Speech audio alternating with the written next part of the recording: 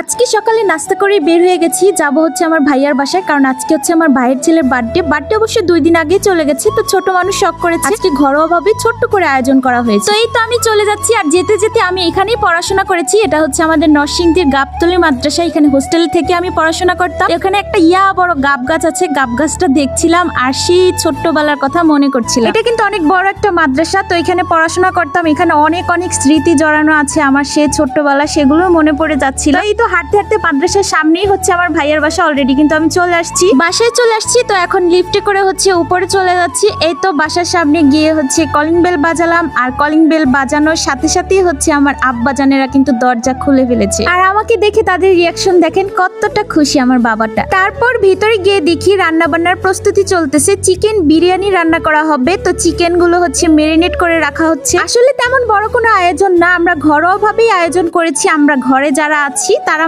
সবাই মিলে একটু খাবো, কেক কাটবো, এতটুকুই। চিকেন গুলো মেরিনেট করে রেখে তারপর হচ্ছে বিরিয়ানির চালগুলো ভেজে নেওয়া হচ্ছে। এগুলো দিয়ে হচ্ছে বিরিয়ানি রান্না করা হবে। আর এখনকার ওয়েদারের কথা কি বলবো, সকালে দেখলাম রোদ উঠেছে, এখন আবার দেখি হালকা হালকা বৃষ্টি পড়ছে। মানে কখন বৃষ্টি নামে আর কখন যে রোদ উঠে বুঝাই যায়। তো একদিকে হচ্ছে বিরিয়ানির চালগুলো ভেজে নেওয়া হচ্ছে, আরেকদিকে চিকেনও রান্না হয়ে যাচ্ছে। তো বার্থডের জন্য কেক আনা হয়নি, তো আমি ভাবলাম যে কেক নিয়ে আসবো। তো আমি বেরিয়ে কেক আনতে যাচ্ছিলাম, দেখেন আমার বাবাও কিন্তু ভিডিও করতেছে। আমি ভিডিও করি সেজন্য সেও ভিডিও করবে, সেও আমাকে ভিডিও করতেছিল আর আমিও ওকে ভিডিও করতেছিলাম। তো যাই হোক, আমি হচ্ছে বের হয়ে যাচ্ছি, কেক আনতে যাব। আমি চলে এসেছি স্টেশনে, এখান থেকে হচ্ছে কেক নিয়ে যাব। তো হাঁটতে হাঁটতে হচ্ছে কেকের দোকানের দিকে যাচ্ছিলাম। আসলে ওই সময়টা একদম দুপুর হয়ে গেছিল, তেমন দোকান খোলাও ছিল না। তারপর একটা কেকের দোকানে আমি গেলাম, যে দেখি ওখান থেকে ভালো কেক পাওয়া যায় কিনা। এখানে খুব ভালো ভালো কেক পাওয়া যায়, আর এখানকার কেকগুলো খেতেও কিন্তু অনেক টেস্ট। এই যে দেখুন কি সুন্দর সুন্দর অনেক মজার মজার চকলেট ছিল, আর কেকগুলো দেখতে অসাধারণ ছিল।